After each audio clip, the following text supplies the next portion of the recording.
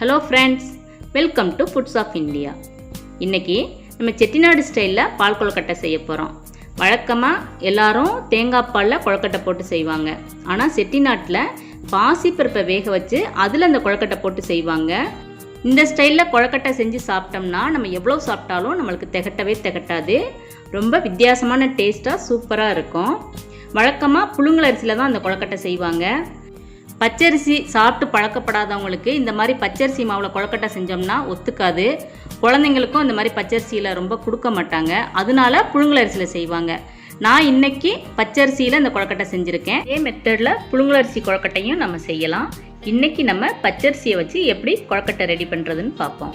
ஒரு பேனை அடுப்பில் வச்சு 1/2 கப் பாசிப்பருப்பை போட்டு நல்லா பொன்னிறமாக வரைக்கும் வறுத்து எடுத்துப்போம். அடுப்பு மீடியம் ஃப்ளேமில் இருக்கட்டும்.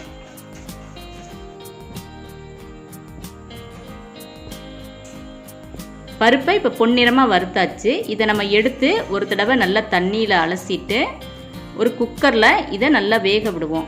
பருப்பு நல்லா குழையணும். அதனால ஒரு 4 விசில் வரைக்கும் நம்ம வச்சுக்கலாம். இப்போ கொழுக்கட்டை மாவை ரெடி பண்ணிப்போம். ஒரு பாத்திரத்தில் 1 கப் பச்சரிசி மாவு எடுத்துப்போம். இது கூடவே கொஞ்சமாக உப்பு சேர்த்துப்போம். ஒரு 1/2 டீஸ்பூன் நெய், இந்த கொழுக்கட்டை சாஃப்டாக இருக்கிறதுக்காக. இதை நல்லா மிக்ஸ் பண்ணிப்போம். இப்போ நல்லா மிக்ஸ் பண்ணியாச்சு. இது கூட கொதிக்க வச்ச தண்ணியை கொஞ்சம் கொஞ்சமாக ஊற்றி நல்லா பிசைஞ்சு எடுத்துப்போம்.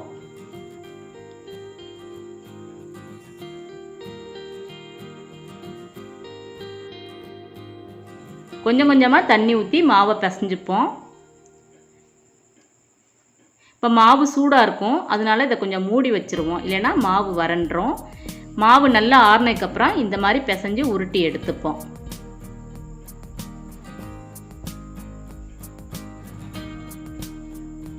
இப்போ நம்ம சின்ன சின்ன கொழுக்கட்டையாக பிடிச்சி வச்சுருவோம். நம்ம உருண்டையாகவும் உருட்டலாம், அல்லது நீளமாகவும் உருட்டிக்கலாம். இந்த மாதிரி நீளமாக உருட்டலாம், இல்லைன்னா சீடைக்குள்ள மாதிரி உருண்டையாக உருட்டிக்கலாம். இது நல்லா வழுவழுன்னு நம்ம உருட்டிக்கணும். உருட்டை சிரமமாக இருந்துச்சுன்னா இந்த மாதிரி முறுக்கு அச்சில் கூட நம்ம பிழிஞ்சு எடுத்துக்கலாம். நான் அவ்வளவு மாவையும் இந்த மாதிரி உருட்டி எடுத்துக்கிறேன்.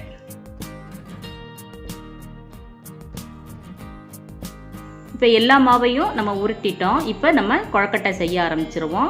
ஒரு அடிக்கனமான பாத்திரம் அல்லது ஒரு பேனில் இந்த வேக வச்ச பருப்பை போட்டு இதுக்கு தேவையான அளவு நம்ம தண்ணி ஊற்றிப்போம்.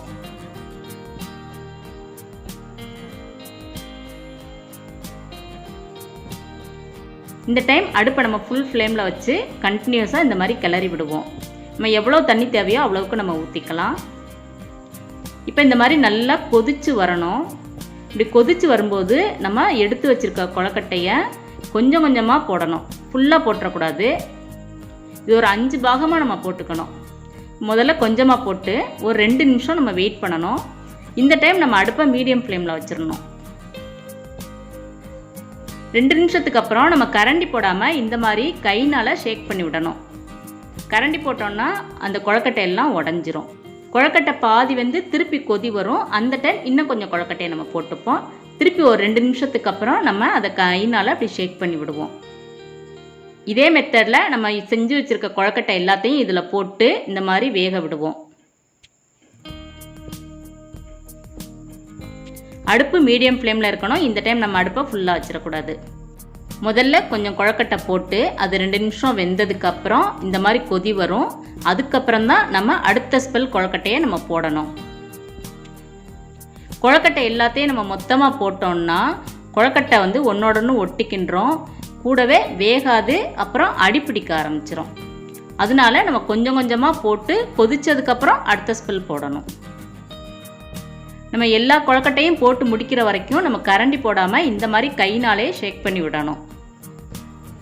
இப்போ நம்ம எல்லா கொழுக்கட்டையும் போட்டு முடிச்சாச்சு. இப்போ பாதி வெந்துருச்சு கொழுக்கட்டை. இப்போ நம்ம கரண்டியை வச்சு கிளறி விடலாம். கொழுக்கட்டை எதுவுமே உடையவே இல்லை, எல்லாம் நல்லா தனித்தனியாக உதிரியாக இருக்குது. கொழுக்கட்டை இப்போ வெந்துருச்சான்னு செக் பண்ணலாம். கொழுக்கட்டை நல்லா வெந்திருக்கு. இப்போ நம்ம அடுப்பை சிம்மில் வச்சுருவோம். ஒரு 5 நிமிஷம் இந்த மாதிரி சிம்மில் வச்சு நம்ம கொழுக்கட்டையை நல்லா வேக விட்டுப்போம்.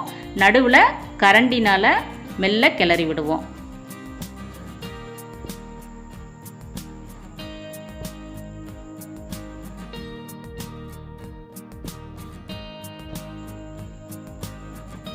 இப்போ நம்ம கொழுக்கட்டை எதுவுமே அடி பிடிக்கவே இல்லை. இந்த பாத்திரத்தில் உங்களுக்கு பார்த்தா நல்லா தெரியும். பாருங்கள், எதுவுமே பிடிக்கவே இல்லை. இந்த டைம் நம்ம வெல்லம் கரைசலை ஊற்றுவோம். 1 கப் மாவுக்கு 1 கப் பொடிச்ச வெல்லங்கிற கணக்குக்கு நம்ம வெல்லம் எடுத்துப்போம். இனிப்பு அதிகம் தேவைப்படாதவங்க 3/4 கப் வெல்லம் எடுத்துக்கலாம். இந்த வெல்லத்தில் கொஞ்சமாக தண்ணி விட்டு அடுப்பில் வச்சு லைட்டாக சூடு பண்ணி வெல்லம் கரைஞ்சதுக்கப்புறம் இந்த மாதிரி வடிகட்டி இந்த கொழுக்கட்டையில் நம்ம ஊற்றிப்போம். வெல்ல கரைசலை நல்லா மிக்ஸ் ஆகிறபடி இந்த மாதிரி கிளறி விடுவோம்.